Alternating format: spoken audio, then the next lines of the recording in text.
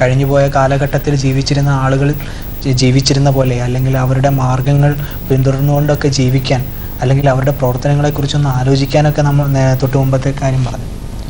അതുപോലെ തന്നെയാണ് നമ്മൾ മാതൃകയാക്കേണ്ടത്, അല്ലെങ്കിൽ നമ്മൾ പാഠമാക്കേണ്ടത് നമ്മുടെ ഒരു കഴിഞ്ഞ കാലഘട്ടത്തെ തന്നെയാണ്.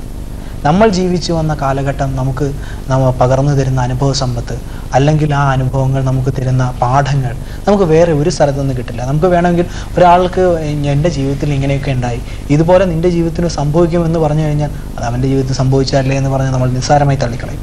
പക്ഷേ അങ്ങനെ എന്തെങ്കിലും ഒരു അനുഭവം നമ്മുടെ ജീവിതത്തിൽ ഉണ്ടായിട്ടുണ്ടെങ്കിൽ, അതിന് സമാനമായിട്ടുള്ള ഒരു കാര്യം ഭാവിയിൽ നമ്മുടെ ജീവിതത്തിൽ വരികയാണെങ്കിൽ നമ്മളൊന്ന് ആലോചിക്കും, ഒരു 3 വട്ടം ആലോചിക്കും, എന്താണ് ചെയ്യേണ്ടത്, അന്ന് എനിക്ക് ഇങ്ങനെ സംഭവിച്ചു, ഇനി എനിക്ക് അങ്ങനെ സംഭവിക്കാൻ പാടില്ല എന്ന്. അപ്പം നമുക്ക് കിട്ടുന്ന ഏറ്റവും നല്ല പാഠം എന്ന് പറയുന്നത് നമ്മുടെ ജീവിതത്തിൽ നിന്ന് തന്നെയാണ്. അങ്ങനെയുള്ള ഒരുപാട് നല്ല ജീവിതങ്ങൾ, ഒരുപാട് പാഠങ്ങൾ പഠിച്ചുകൊണ്ട് മുന്നോട്ട് നീങ്ങിയ ഒരുപാട് ജീവിതങ്ങൾ നമ്മുടെ മുന്നിലുമുണ്ട്. അവരുടെ ജീവിതങ്ങൾ അറിയാൻ ശ്രമിക്കുമ്പോഴുമൊക്കെ നമുക്ക് അറിയാൻ കഴിയുന്നതും നമുക്ക് പഠിക്കാൻ കഴിയുന്നതും നല്ല നല്ല മാർഗങ്ങൾ തന്നെയാണ്, നല്ല നല്ല നിർദ്ദേശങ്ങൾ തന്നെയാണ്. ഏതൊരു വ്യക്തിയുടെയും ജീവിതത്തെ അകലെ നിന്ന് വീക്ഷിക്കുമ്പോൾ, അല്ലെങ്കിൽ അവരുടെ ഒരു പ്രശ്നങ്ങളെ അല്ലെങ്കിൽ നല്ല മുഹൂർത്തങ്ങളെ വീക്ഷിക്കുമ്പോൾ നമുക്ക് കാണാനോ, അല്ലെങ്കിൽ നമ്മൾ പറയാം നല്ല രസമാണ്, ദൂരെ നിന്ന് അതിനെ മനസ്സിലാക്കുമ്പോൾ നല്ല രസമാണെന്ന് തോന്നും. പക്ഷെ പിന്നീട് അതിലേക്ക് അടുക്കുമ്പോഴായിരിക്കും അതിൻ്റെ ന്യൂനതകളും അതിൻ്റെ ആഴത്തിലേക്ക് നമ്മൾ ചെല്ലുമ്പോൾ എന്തുമാത്രം കാര്യങ്ങൾ അതിലുണ്ട്, എത്ര നിസ്സാരമായ കാര്യങ്ങളാണ് നമ്മൾ മുൻപ് ധരിച്ചിരുന്നാലും അതിന് പിന്നീട് വളരെ വ്യാപ്തിയുള്ള അർത്ഥ തലങ്ങളുണ്ടെന്ന് പിന്നീട് നമ്മൾ മനസ്സിലാക്കുന്നു. അതുകൊണ്ട് തന്നെ ഇത്തരം ലഘുചിന്തകൾ നമ്മുടെ ജീവിതങ്ങളിൽ വരുമ്പോൾ, ചെറിയ ചെറിയ സംഭവങ്ങളിലൂടെ നമുക്ക് നടന്നതായിരിക്കാം, നമ്മുടെ സുഹൃത്തുക്കൾക്ക് നടന്നതായിരിക്കാം, പക്ഷെ അതിലൂടെയൊക്കെ ഒന്ന് കടന്നു പോകുമ്പോൾ എന്തൊക്കെയാണോ നമ്മൾ അറിയാതെ പോയത്, അല്ലെങ്കിൽ നമ്മുടെ ജീവിതത്തിൽ എന്തൊക്കെയാണോ അറിയാതെ പോയത്, അത്തരത്തിലുള്ള നല്ല നല്ല അറിവുകൾ, അല്ലെങ്കിൽ അത്തരം കാര്യങ്ങൾ, വളരെയധികം ഉപയോഗപ്രദമാകുന്ന കാര്യങ്ങൾ നമ്മുടെ ജീവിതത്തിലും സ്വാംശീകരിക്കേണ്ടതാണ് എന്ന് നമുക്ക് തോന്നും. അടുത്ത പരിപാടി കാണാം.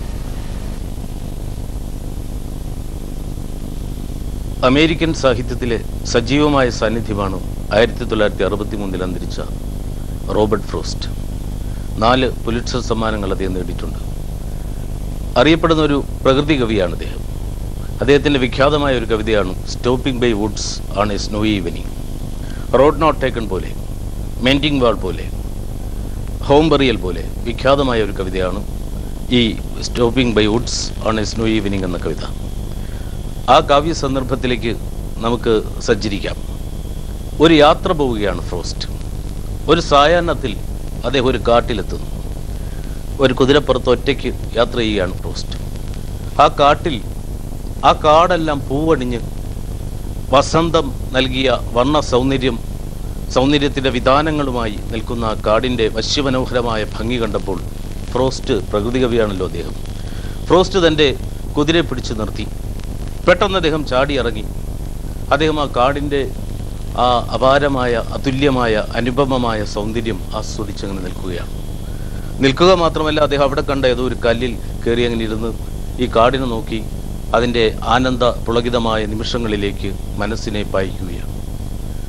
പെട്ടെന്ന് കുതിരയ്ക്കൊരു സംശയം, ഇദ്ദേഹത്തിന് ഇതെന്ത് പറ്റി? എന്തെങ്കിലും അത്യാവശ്യമായിട്ട് ഇറങ്ങിയതാണോ? ഇവിടെ മറ്റൊന്നും കാണാൻ ഇല്ലല്ലോ. നോക്കുമ്പോൾ ഫ്രോസ്റ്റ് അതിൻ്റെ ആ മനോഹരമായ സൗരഭ്യവും അതിൻ്റെ സൗന്ദര്യവും ആസ്വദിച്ച് അതിൽ മുഗ്ധനായിരിക്കുന്നു. കുതിര ആലോചിച്ചു, ഇത് വലിയ അപകടമാണല്ലോ, ഇനിയും ഒത്തിരി ദൂരം സഞ്ചരിക്കാനുണ്ട്, ഇനി അങ്ങോട്ട് ചതുപ്പ് പ്രദേശമാണ്, അത് കഴിഞ്ഞിട്ട് വേണം എവിടെയെങ്കിലും ഒരു ഫാം ഹൗസ് ഉള്ളിടത്ത് ചെന്ന് പെടാൻ, ഇന്ന് രാത്രി സുരക്ഷിതമായ ഒരു സ്ഥാനത്ത് നിന്നെത്താൻ. ഇവിടെ ഇദ്ദേഹം ഇങ്ങനെ അല്ലാതെ കണ്ട് ഇരിക്കുകയാണെങ്കിൽ, ഇവിടെ ഇരുന്നു പോവുകയാണെങ്കിൽ ഒരിക്കലും സുരക്ഷിതമായി ഇന്ന് രാത്രി എത്തിച്ചേരാൻ പറ്റില്ല. ഫ്രോസ്റ്റ് പറയുന്നു, he gave his harness bells a shake, he gave his harness bells a shake. അതിൻ്റെ മണി, കഴുത്തിൽ കെട്ടിത്തൂക്കിയിരിക്കുന്ന മണി ഒന്ന് കിലുക്കി. പെട്ടെന്ന് ഈ ശബ്ദം കേട്ട് ഫ്രോസ്റ്റ് ഉണരുകയാണ്. സെൻസ് ഓഫ് ബ്യൂട്ടിയിൽ നിന്ന് ഫ്രോസ്റ്റ് സെൻസ് ഓഫ് ഡ്യൂട്ടിയിലേക്ക് തിരിച്ചു വരികയാണ്. അദ്ദേഹം ആ സൗന്ദര്യബോധത്തിൽ നിന്നും തൻ്റെ കർത്തവ്യബോധത്തിലേക്ക് തിരിച്ചു വരുന്നു. പെട്ടെന്ന് അദ്ദേഹത്തിന് മനസ്സിലായി, ശരിയാണ്, ഇവിടെ ഇനി അധിക നേരം ഇരിക്കുന്നത് പന്തിയല്ല. പിന്നെ ഫ്രോസ്റ്റ് പറയുന്ന 4 വരികളുണ്ട്, ലോകപ്രസിദ്ധമായ 4 വരികൾ. Woods are lovely, dark and deep, but I have promises to keep, and miles to go before I sleep, and miles to go before I sleep. നമ്മുടെ പല സാഹിത്യകാരന്മാരും പ്രഭാഷകന്മാരും അനേകം വേദികളിൽ ഉദ്ധരിച്ചിട്ടുള്ള വിഖ്യാതമായ വരികളാണ്. Woods are lovely, dark and deep. ഈ കാട് മനോഹരമാണ്, അനവധ്യ സുന്ദരമാണ്. ബട്ടിന് വലിയൊരു കുഴപ്പമുണ്ട്. ദ ഗ്രേറ്റ് ബട്ട് എന്നാണ് പറയുന്നത്. എന്ത് പറഞ്ഞിട്ടും ബട്ടെന്ന് പറഞ്ഞാൽ, പക്ഷേ എന്ന് പറഞ്ഞാൽ അതിൻ്റെ അതുവരെയുള്ള എല്ലാ ആകാംക്ഷയും അതുവരെയുള്ള എല്ലാ പ്രതീക്ഷയും അസ്തമിക്കുകയാണ്. ആൾ സുന്ദരനാണ്, സുമുഖനാണ്, ചുരുണ്ട മുടിയാണ്, കട്ടമീശയാണ്, വട്ടക്കണ്ണാണെന്നൊക്കെ പറഞ്ഞിട്ട് പക്ഷേ എന്ന് പറഞ്ഞാൽ തീർന്നു. The great but I have promises to keep. എനിക്ക് ഒരുപാട് വാഗ്ദാനങ്ങൾ, പാലിക്കപ്പെടാനുള്ള വാഗ്ദാനങ്ങൾ അവശേഷിക്കുന്നു, നിറവേറ്റപ്പെടാനുള്ള വാഗ്ദാനങ്ങൾ അവശേഷിക്കുന്നു. But I have promises to keep and miles to go before I sleep.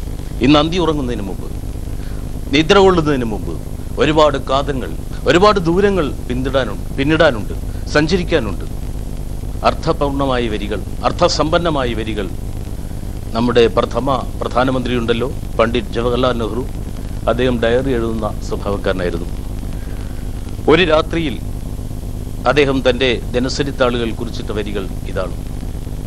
കിടക്കുന്നതിന് മുമ്പ് അവസാനമായി തൻ്റെ ഡയറിയിൽ കുറിച്ചിട്ട വരികൾ ഫ്രോസ്റ്റിൻ്റെതായിരുന്നു. Woods are lovely, dark and deep, but I have promises to keep, and miles to go before I sleep. പിന്നെ അടുത്ത പ്രഭാതത്തിൽ അദ്ദേഹം ഉണർന്നില്ല. അവസാനമായി നെഹ്റു കുറിച്ചിട്ട വരികൾ, ആ വരികളുടെ അർത്ഥപൂർണത നമ്മൾ ഉൾക്കൊള്ളേണ്ടിയിരിക്കുന്നു. ഒരുപാട് ദൂരം നമുക്ക് സഞ്ചരിക്കാനുള്ളപ്പോഴും കുറെ കഴിയുമ്പോൾ, കുറെ കാതങ്ങൾ പിന്നിടുമ്പോൾ നമുക്ക് ഇരിക്കാനുള്ളൊരു പ്രവണതയുണ്ട്, നമുക്ക് റെസ്റ്റ് ചെയ്യാനുള്ളൊരു പ്രവണതയുണ്ട്. ഇപ്പോൾ ഗൾഫിലൊക്കെ പോയി തിരിച്ചു വന്ന് വീടൊക്കെ വെച്ച് കഴിഞ്ഞാൽ പിന്നെ റെസ്റ്റ് ചെയ്യുകയാണ് ആളുകൾ.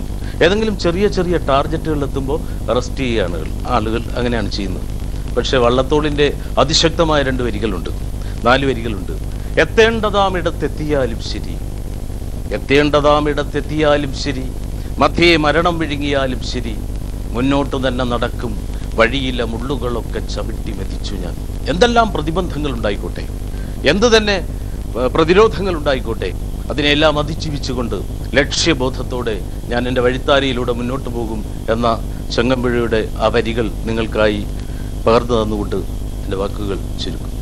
ഒരു വ്യത്യസ്തമായ അനുഭവം പകർന്നു തരാൻ കഴിഞ്ഞു എന്ന് ഞങ്ങൾ വിശ്വസിക്കുകയാണ്.